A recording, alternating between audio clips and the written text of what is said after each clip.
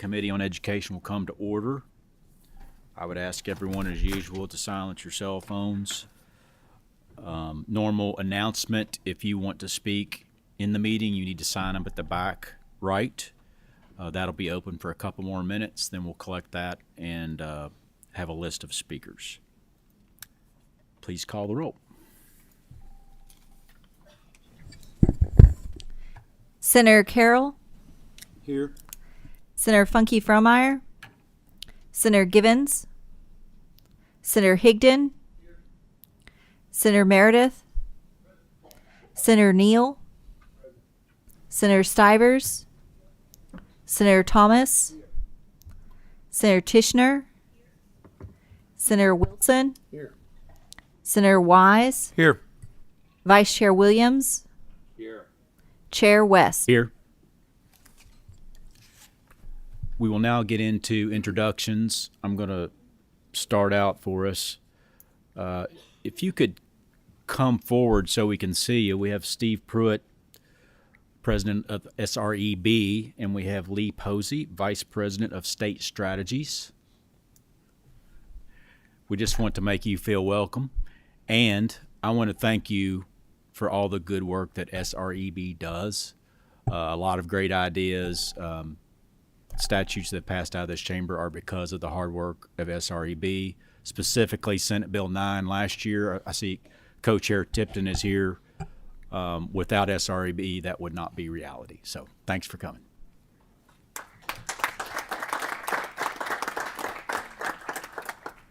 Any other members have special guests? Senator Higdon.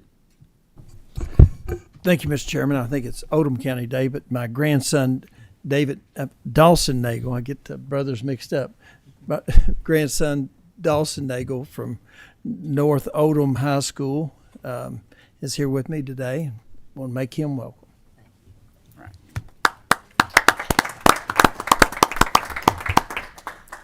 Any others? Yep. Senator Tishner, sorry, didn't see you. Yes, I've got the other part of Oldham County Day here. I've got a junior from North Oldham High School, Cheney Carey. She's an amazing student, has launched some clubs in her school and is having great success there. I'm glad that she's joining us today.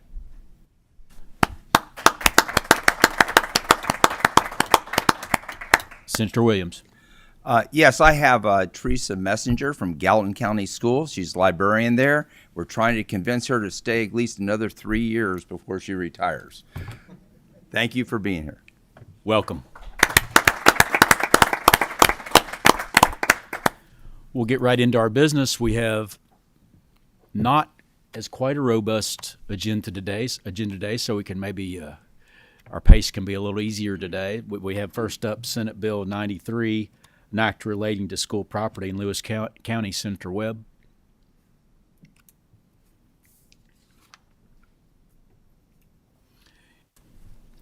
You know the deal. If you could announce your name for the record and proceed. Senator Robin Webb, District 18, which includes Lewis County now, and we have shared that during our tenure, Mr. Chairman. I appreciate the attention to this matter.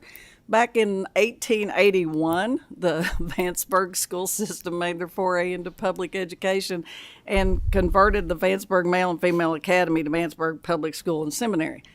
And in so doing, the specialist of special legislation was passed by the legislature regarding that property transfer with restrictions that are statutory in nature. And since that time, the property has not being utilized. It's come under quite the hazard with squatters and infestations and things, and the system has to carry liability insurance on that. Thank you. And so we need to do this act to allow them to transfer the property for economic development and get it off the school system rolls. We have a motion and a second. Do we have any questions from members on the bill? And I would just add, it does not impugn any property rights, and I've consulted with a good title attorney on that, and we both agree. So. Yeah, I have just a quick comment. At first, I was questioning your bill because, I mean, this is special legislation. But all it is special legislation that addresses special legislation that's already in statute. So good assessment. Right, yeah, right. So we have a motion and we have a second. Please call the roll. Senator Carroll. Aye.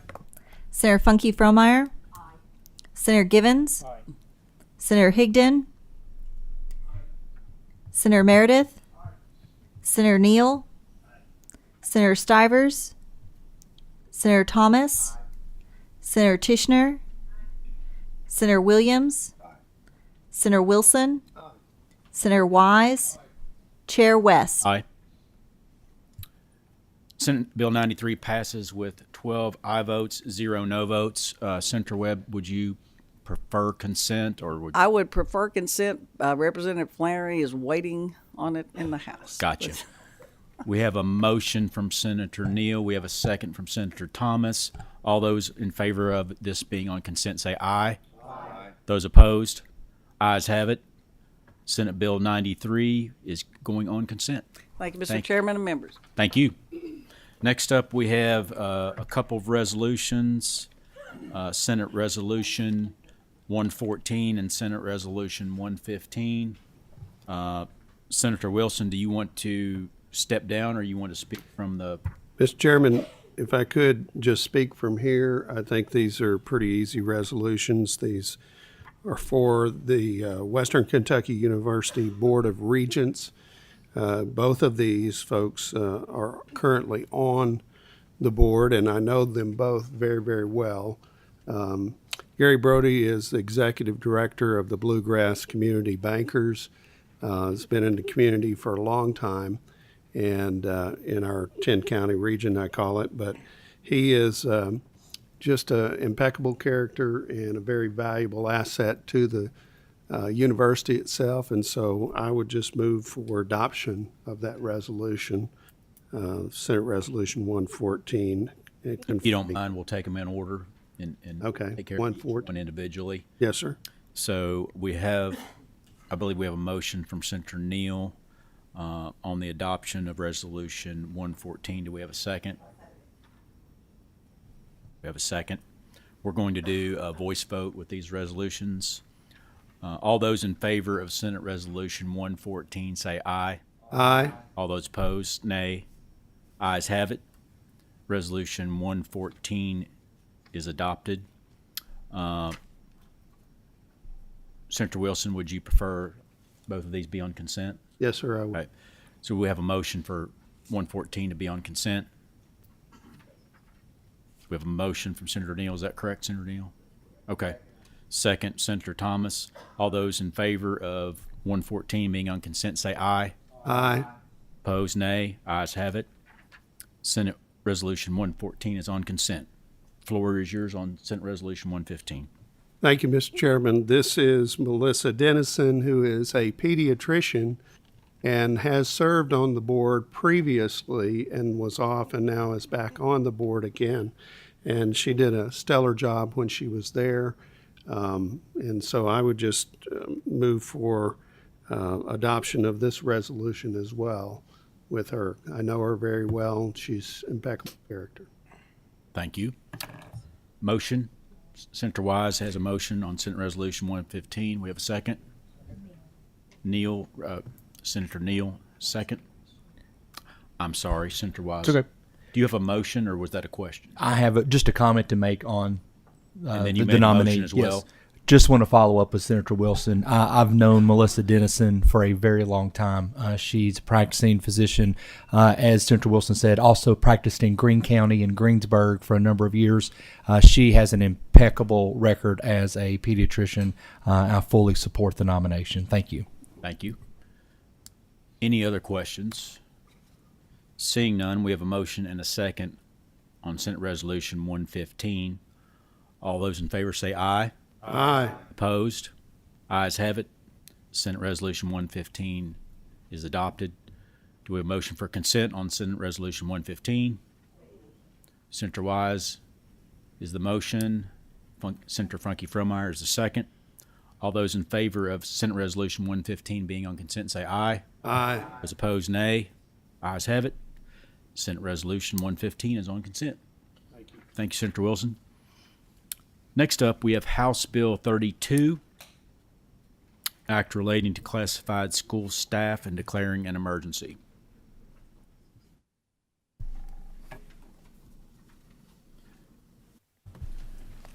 Representative Jackson, if you and your speaker would state their names for the record, the floor is yours. Yes, sir. Kevin Jackson, State Representative, District 20, Bowling Green and Warren County. Abby Piper, Piper Smith. Please proceed. Mr. Chairman, Senators of the committee, House Bill 32 in a nutshell will give school systems the opportunity to hire classified personnel that do not currently have a high school diploma or GED. If the employee chooses to pursue their GED, the school system will provide that opportunity. Who are classified personnel? They are key school support staff such as cafeteria workers, custodians, bus drivers, classroom aides, etc. This bill only impacts classified staff.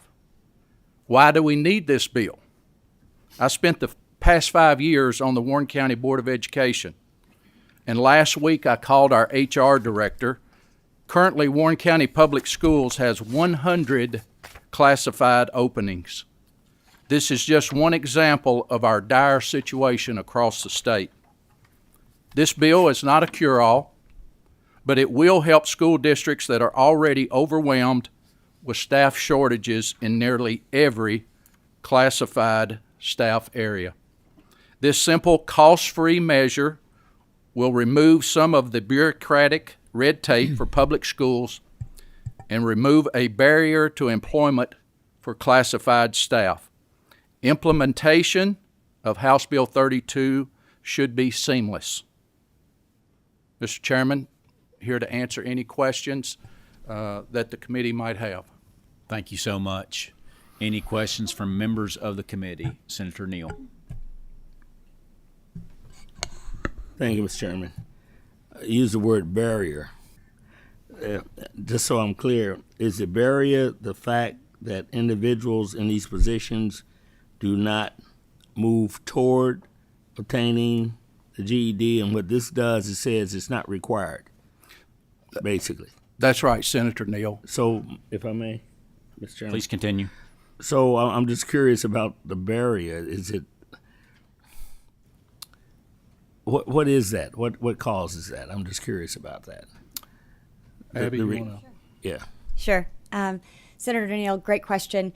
Really what we're referencing is that there are folks that we could employ in these very critical positions that do not have a high school diploma or a GED. Right. And right now they would have to have that or show progress toward pursuing that. The bill does provide that they can get that free of charge, but doesn't require them to do so. And so this is something that happens in very rare occasions, but it's something where, for instance, if we have someone who has a CDL, they can drive a bus. We don't need them to have a high school diploma necessarily. And so we're talking about a barrier to employment, as in folks who do not have those credentials, but have the right credentials for the job at hand. Please proceed. Okay, I guess you may have answered it when you said it was very rare. So Yes, sir. It's not necessarily a significant barrier. This is something that happens now and then, and you're looking for the flexibility. Correct. Okay. Thank you. Senator Wilson. Thank you, Mr. Chairman. And Representative Jackson, who's from my district, by the way, I'm sure you have a little experience in these areas because you were an educator, coach. You might have done some of the things that some of those folks do, like mow some practice fields and football fields and different things like that. So I was just curious what kind of fertilizer you used on your lawns. Well, I leave my lawn to my wife, and of course she hires it done. So all I see is the bill at the end of the month. I really don't know what fertilizer they use, but I will find out and let you know. Thank you. It's a good bill. Senator Givens. So Representative Jackson, honored to have you here, and I think the hazing has already started. He leaned over and he said, "You got to think of a question to ask him," and I'm scrambling here trying to think of a question. It's great to have you here, and thanks for your leadership, and excited to be serving alongside you. I do have a bit of a nuanced language question as it relates, in all sincerity, to the language, and I support the goal that we're after. This is one of those really deep in the weeds kind of things, but look with me at the language on 19 and 20 specifically. Currently, no person who is initially hired shall be eligible to hold a position for services rendered in such position unless, number one, he or she holds at least a high school diploma, or number two, a high school certificate of completion, or number three, a high school equivalency diploma, or currently number four, he or she shows progress toward obtaining a high school equivalency diploma. The qualifier at the end, though, there at the end of line 20, may not do for you what you think. And I'm pretty deep in trying to understand the language. If I'm right now paying for my own progress toward a high school equivalency diploma, this language would knock me out from being a candidate, because the school has to pay for it, or it has to be at no cost.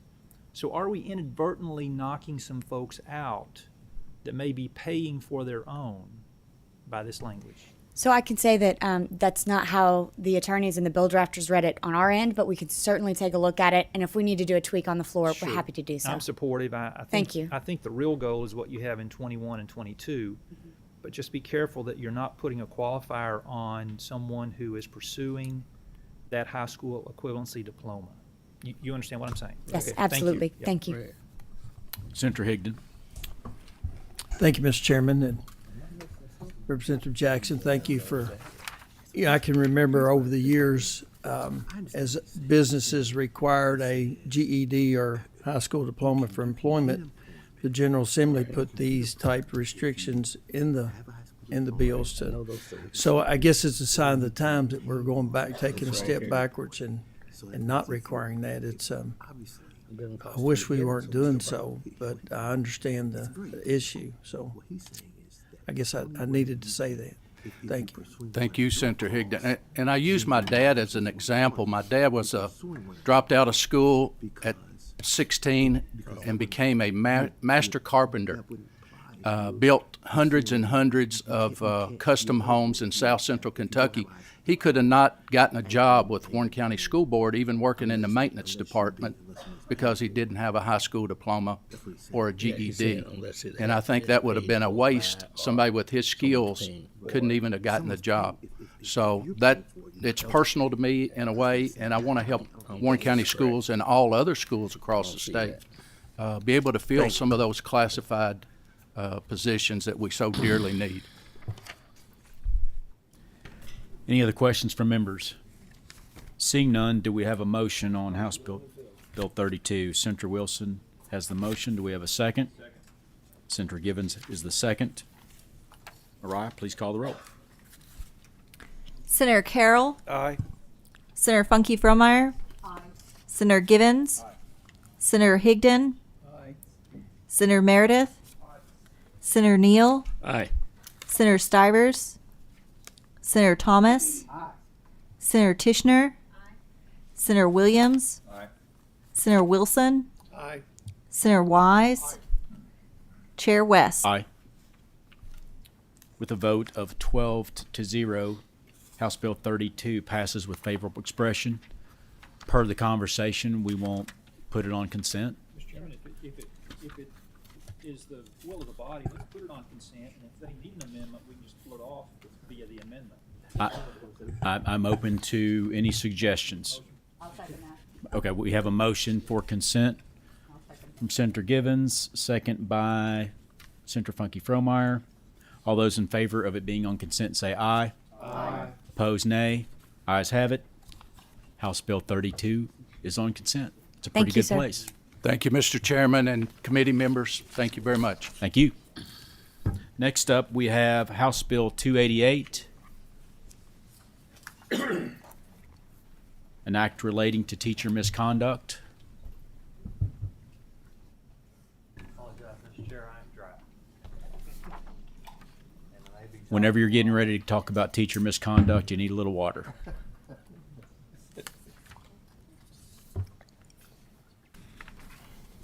Please state your name for the record and proceed when you're ready.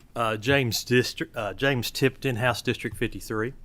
And Mr. Chair, members of the committee, it's a pleasure to be here with you today. This is one of those pieces of legislation that I wish we didn't have to talk about. I wish we didn't have to address, but we have a reality out there. I know a few months ago, the Lexington Herald Leader did a series of articles and stories about this issue and about the impact across the state. And even before I would read that article, I would occasionally see news clips from around the state, around the country. I even had a family member who had a daughter many years ago who experienced this issue in her high school life. And the goal of House Bill 288 is to protect our students, is to protect our children. And while we're doing that, we also want to continue to protect the due process rights of our teachers. Now, Mr. Chairman, I do know there is a Senate committee sub. I appreciate you for adding this language, and I'll briefly explain that. And on page 6 of the bill, lines 19 and 20, it just states that the requirements of this subsection shall apply to all non-faculty coach or non-faculty assistant coach in the district, whether paid or unpaid. I want to thank Representative Timoney for suggesting this language just to cover that area and make sure we're covered. So if you need to address the sub, I'll let you do that. Is there a motion for adoption of the sub? Motion from Senator Wilson. Do we have a second? Second, Senator Funky Fromeyer. All those in favor of adopting the sub say aye. Aye. Those opposed, nay. Ayes have it. Sub is adopted. Okay, Mr. Chair, back to the bill. I'll just briefly go through the main components of it. There at the beginning, you'll see one of the main components is that a school district would not be allowed to enter into a non-disclosure agreement with a teacher, an individual, regarding this type of misconduct. In the application process, one of the questions on the application when a certified person or individual applies for a position in school, has there been an allegation or investigation of this type in the last 12 months?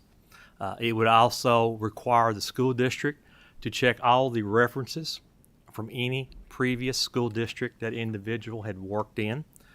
It would require those school districts to supply that information. And it also provides immunity language for those school districts for applying that information. There is also language in the bill that states that when an allegation is made, when an investigation is started, that investigation has to be completed. One of the things that I have learned is oftentimes an allegation is made. The situation arises that teacher just resigns from the school. The school district, well, that teacher's gone. We'll just end this right now. However, because of that, and that's actually what happened with my cousin's daughter, is the teacher had that happen. They resigned. They went to a different school district. That school district had no knowledge, no way of knowing that situation had arisen in the past, and it happened again. And so this would require that investigations are complete. One other important component in the legislation is the results of all investigations would be kept in the permanent record of the teacher. Now, I've had some people ask me the question, well, what about if they're exonerated? And I understand their concerns. We live in a world today where there's a lot of information out there.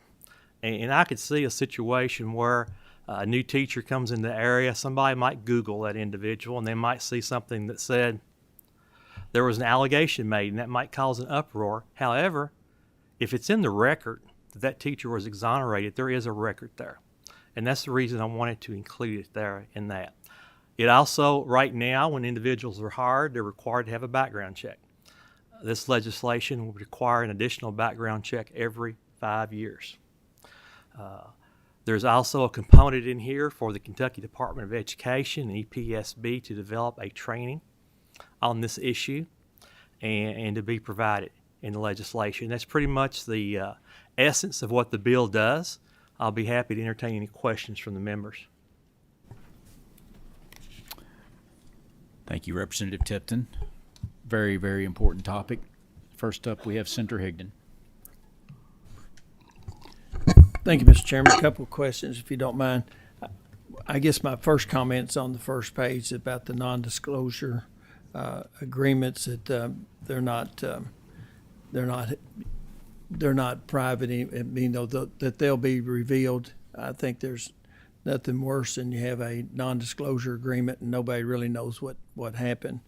The other thing is a question on I guess page 10 about the reporting. That all complaints, whether it be, what does it say, in writing, orally, or electronically,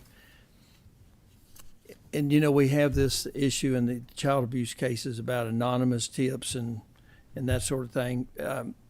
Will anonymous complaints be considered, or does the person filing the complaint, do they have to sign that, so the teacher will know who's accusing him or her of what the issue is? Senator Higdon, I don't believe the legislation specifically addresses the issue of anonymous.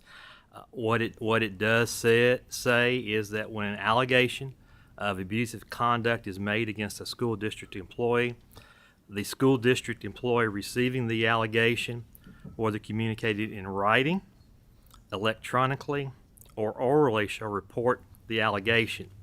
Now, I would, and I learned you never assume. So the presumption would be that in most of those cases, the person that received that allegation would know who made that allegation. But I'd like for that to be certain.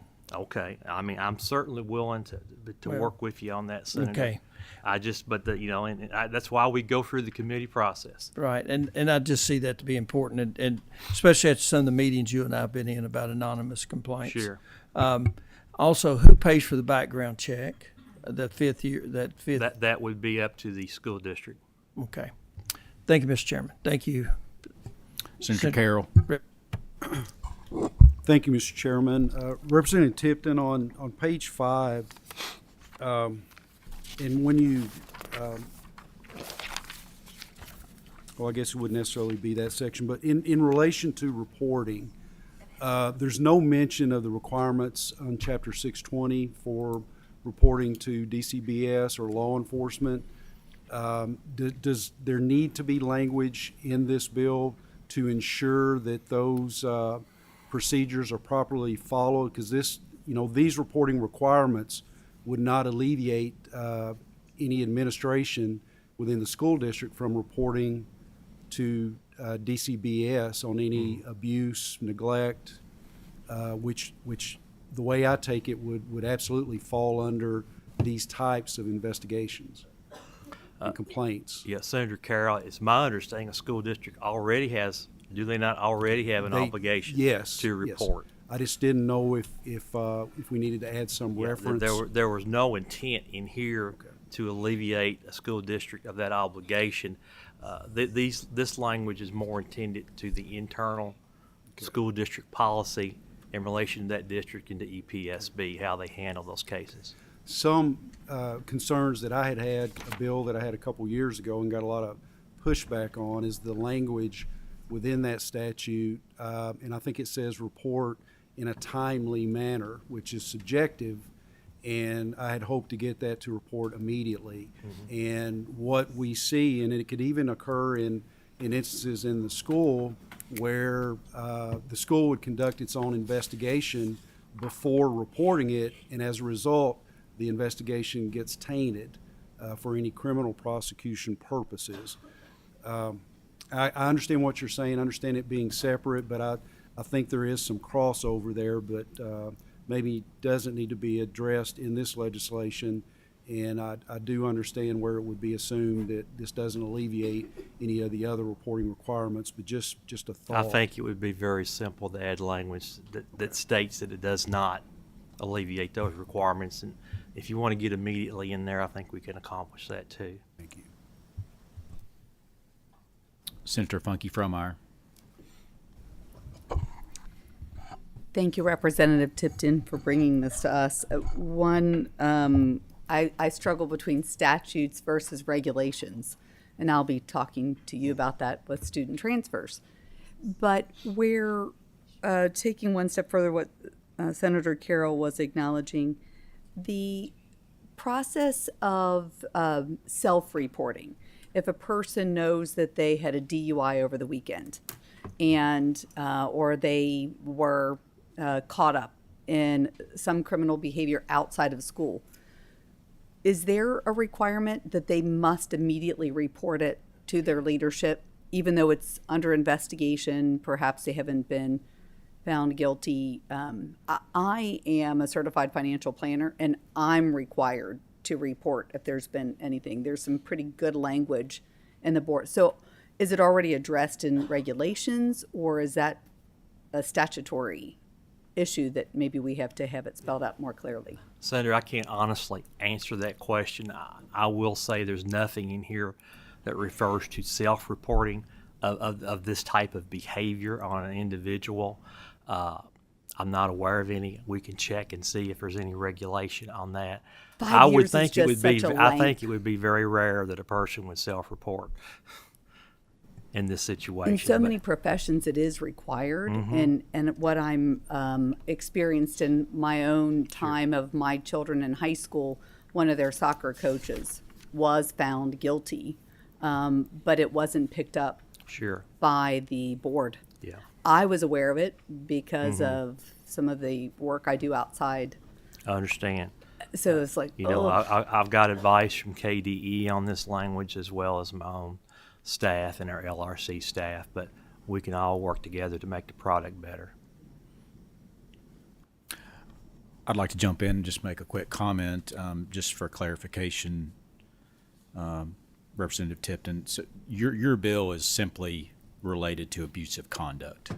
So we're not talking DUIs. We're not talking. It's specifically related to abusive conduct, and it's defined here.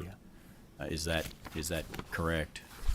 On page Yes, if 1? you look at page 1 in the first section there, or on page, actually section 2, you know, we're talking about inappropriate sexual misconduct. It also defines abusive conduct. We added that language in there that would also include abusive conduct involving a minor or student, including sexual misconduct and conduct subject to mandatory reporting under KRS 620.030. So this is no relation to theft, DUI, anything like that. This is about some type of conduct relationship between a school employee and a minor student. And it specifically, back to a previous comment, it specifically talks about mandatory reporting. So most of this stuff is already subject to mandatory Sure. reporting. Okay. Senator Givens. Chair Tipton, great legislation. Obviously dealing with an issue that's pertinent to these times. Senator Carroll's question, I think, Senator Carroll, I was listening to your question, great discussion there. The KRS 620.030 cited on page 1 may be the link to address your concerns. Yeah. And I just made that jump myself, so I think that's pretty safe. I did have a question, 2 very brief questions. At the top of page 11, and I don't think I'm uncomfortable with this, Chair Tipton, but I need a little bit of clarification from you. I think I'm comfortable enough with it. We're notwithstanding KRS 161-151, which is the language in statute currently that says if an allegation is found to not be correct, that allegation is removed from the record.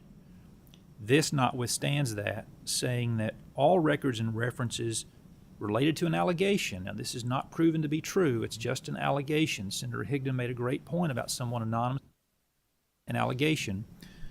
But I'm hearing you say it's got to be in this scope of space related to sexual misconduct for it to be an abusive allegation as a result of the link back to the definition.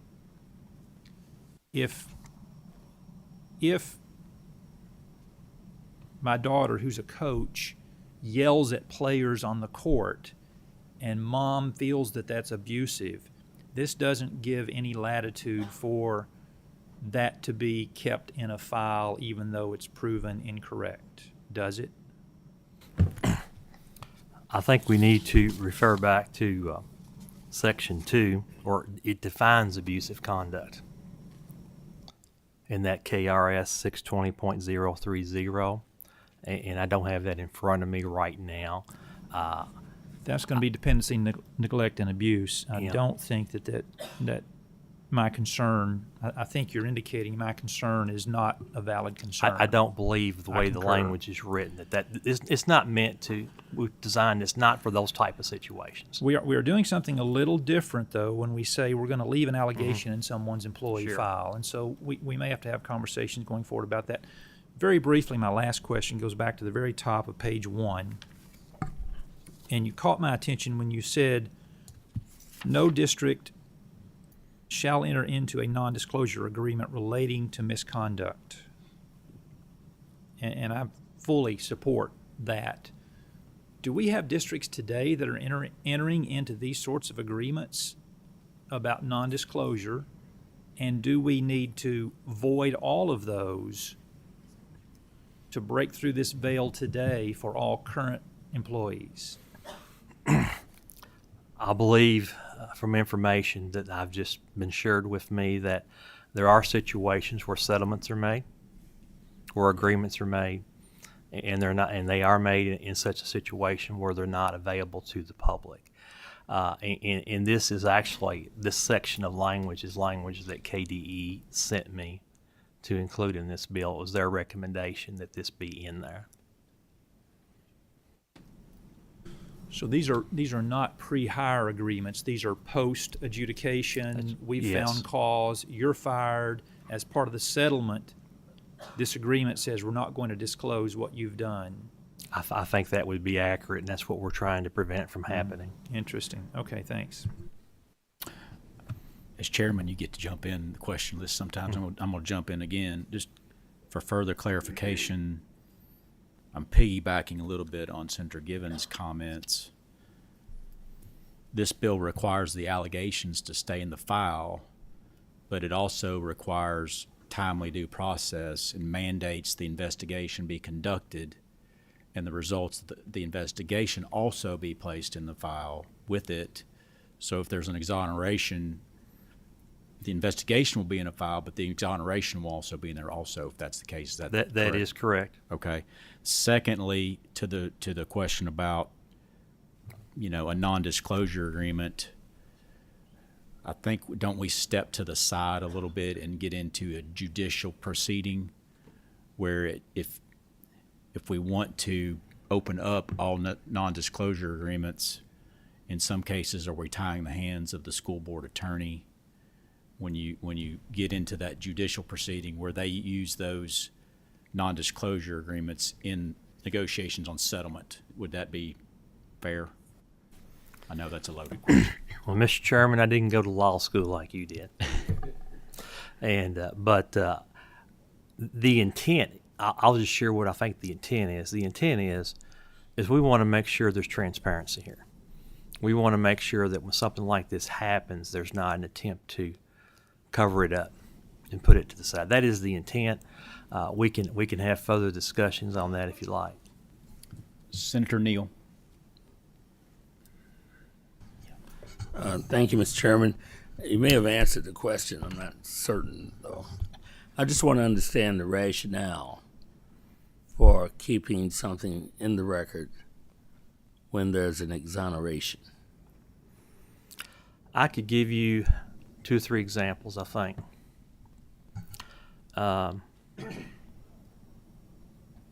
Teacher works at multiple school districts. Every school district, there might be an allegation, and it might not be exonerated.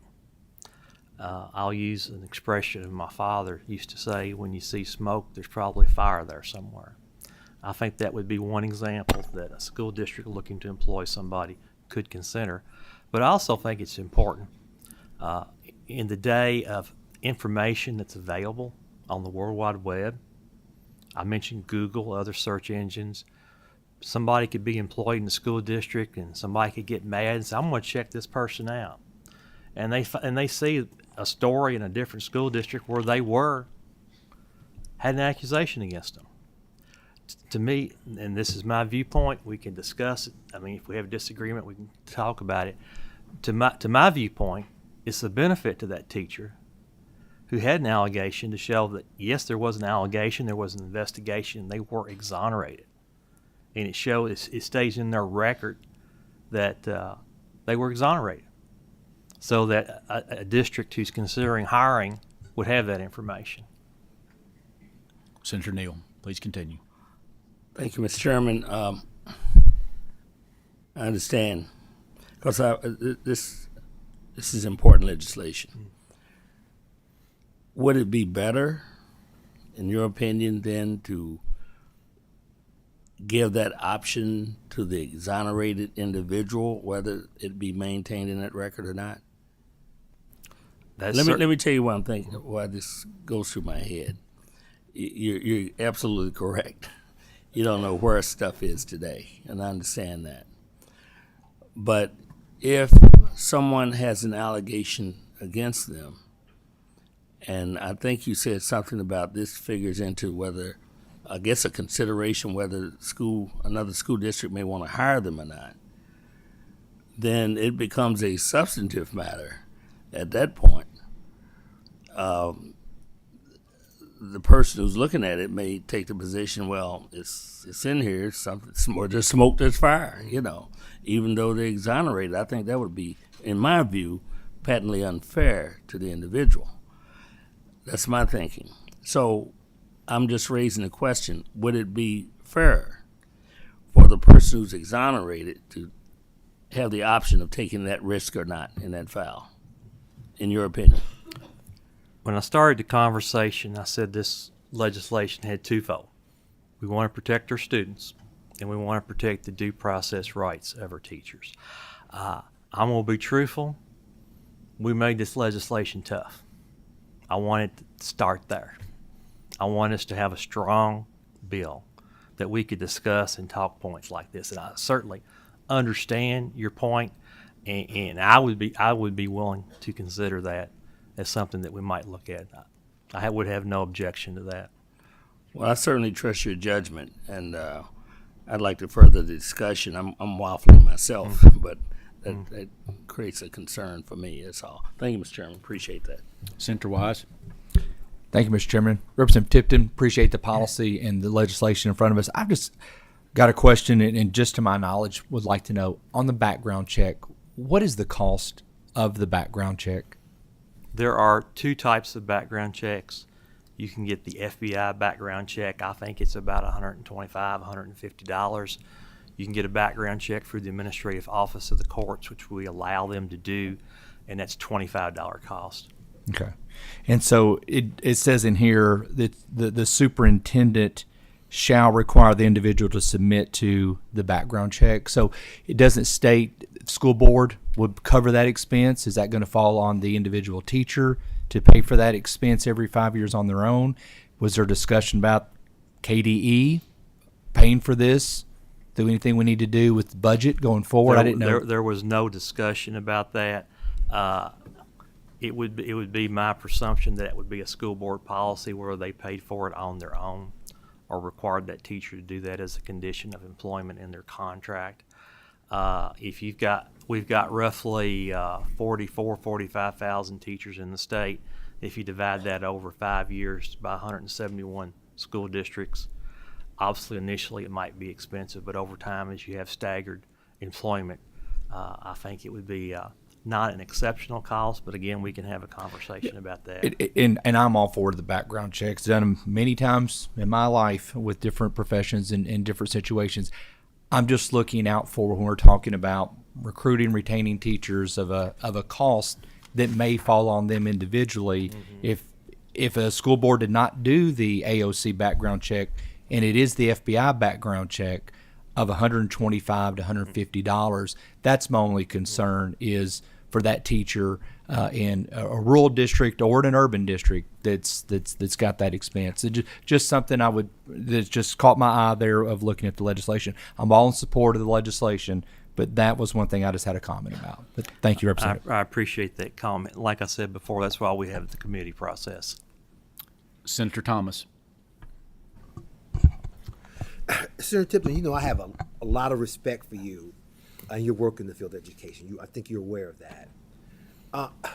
Going back to the discussions you've had with members of this committee already this morning, my understanding of that very first paragraph it's written here is that if a teacher has been accused, including any allegations or acts of sexual misconduct, or any allegations of child abuse, dependency, neglect under KR 620, you don't want school districts to enter into any kind of non-disclosure agreement with regard to those two areas, along with others. Am I correct on that?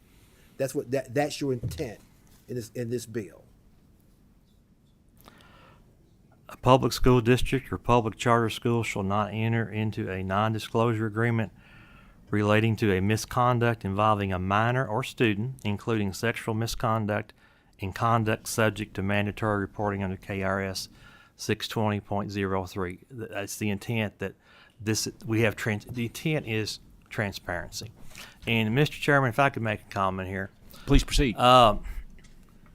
And I understand most of the questions that have been asked to me today are in reference to teachers. But let's not forget our students. In the House Education Committee, the week prior to that meeting, I had a group come in with a young lady who came in and shared she had had this experience, and she volunteered to testify. Her name was Katomi Yokakura. She's from Fayette County. And she testified how she had a high school teacher who at the time she did not realize, but she found out later she was being groomed.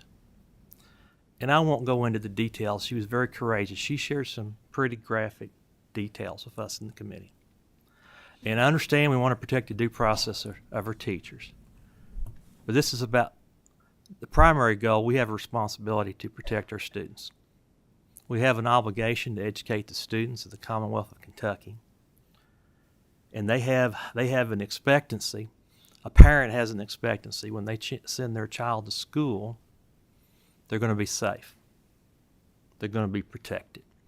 And I'm certainly open to all these questions. I understand the point of due process. But let's not forget why I filed House Bill 288. Senator Neal.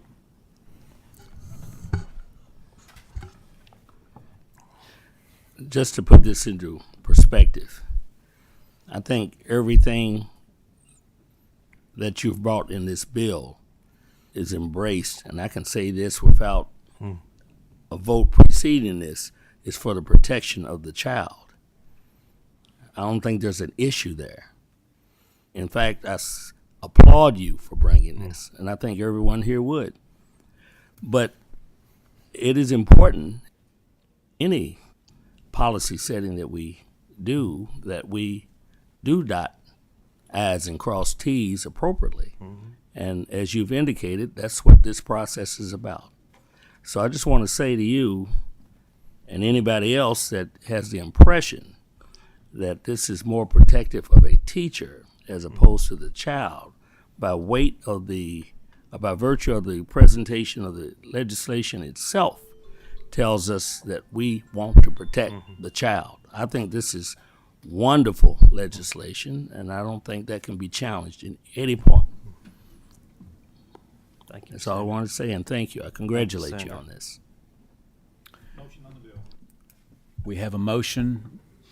We have a second from Senator Tishner. We had a late question. Senator Carroll, you'll finish it up here. Yeah, thank you, Mr. Chairman. And I don't want to get into this too deep, but thinking about the child abuse registry, child abuse neglect registry,